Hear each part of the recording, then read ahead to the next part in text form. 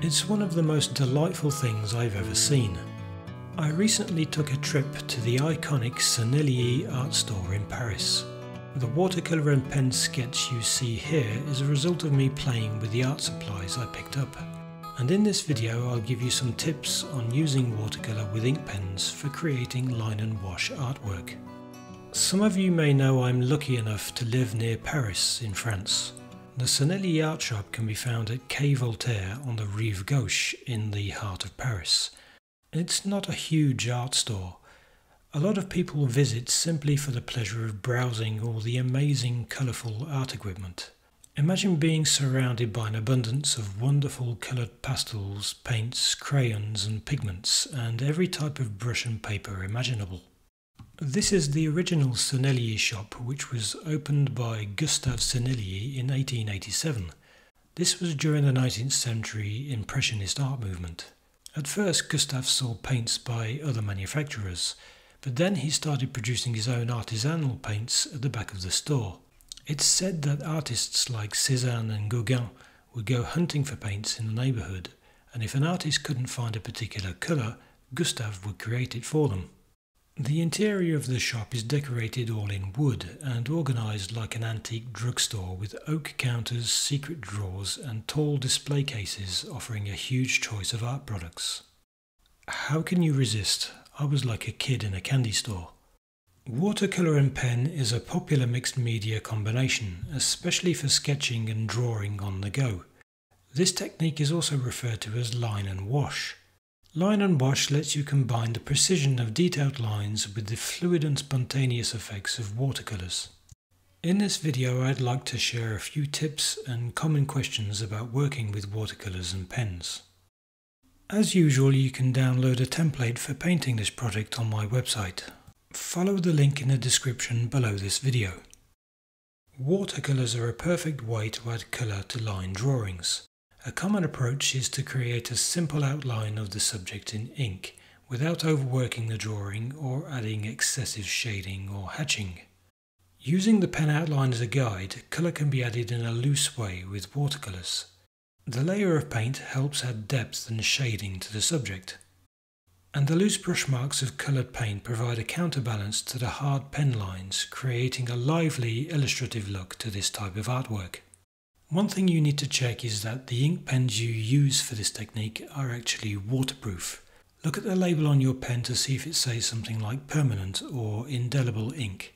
I usually carry around a few Pigma Micron pens which use waterproof ink and are available in various widths. They're very handy for this kind of application.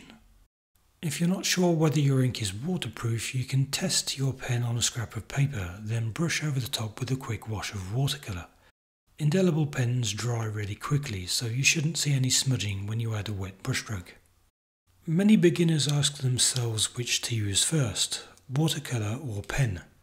The truth is there's no right or wrong way to create line and wash artwork, although the order in which you choose to work can have an effect on the finished piece. For example, if you use pen first, like I'm doing here, you tend to end up with a more meticulous, controlled result. The pen lines are usually more dominant when you work this way around.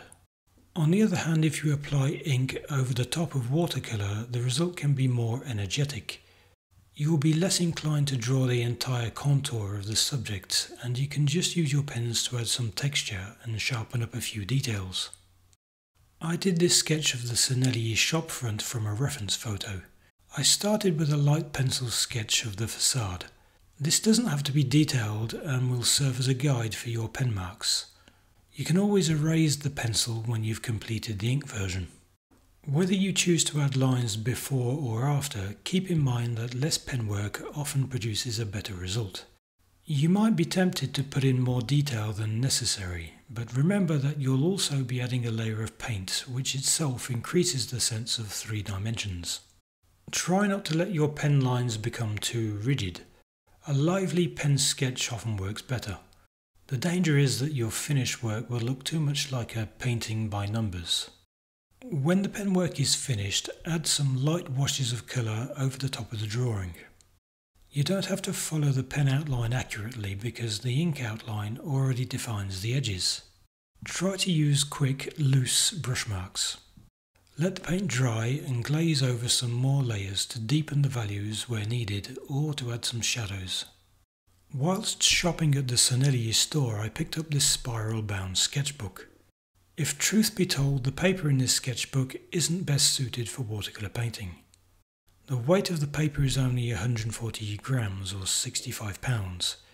You should probably look for thicker paper which weighs around 300 grams per square metre or 140 pounds. Even though the watercolour washes went on quite smoothly, I was trying not to drown the surface with too much water. I recommend that you go for a heavyweight, smooth paper for line and wash paintings like this. Look for something that says hot press or smooth on the description. This kind of surface will make it much easier for drawing with a pen. Some cold press watercolour paper has a texture which will make pen work difficult. However, I do like the spiral bound format of this sketchbook. It lets you open up the sketchbook completely and lay it flat without the opposite page falling back and getting in the way. The Stillman & Burn Beta series of sketchbooks uses heavyweight paper and is ideal for this kind of thing.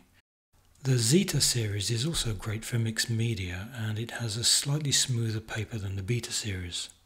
This kind of pen and watercolour mixed media application is very popular for journaling and sketchbook work.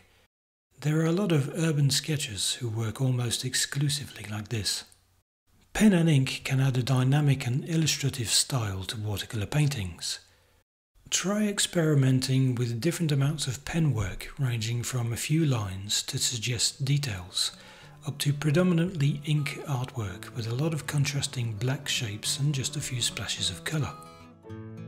Don't forget you can download the worksheet for this project by following the link below this video. If you give this project a try for yourself, then let me know what you think in the comments below. And don't forget to hit the subscribe button to be alerted whenever I publish something new. Also, if you'd like to receive some free watercolour lessons that I only share with my newsletter subscribers, follow the link underneath this video to sign up.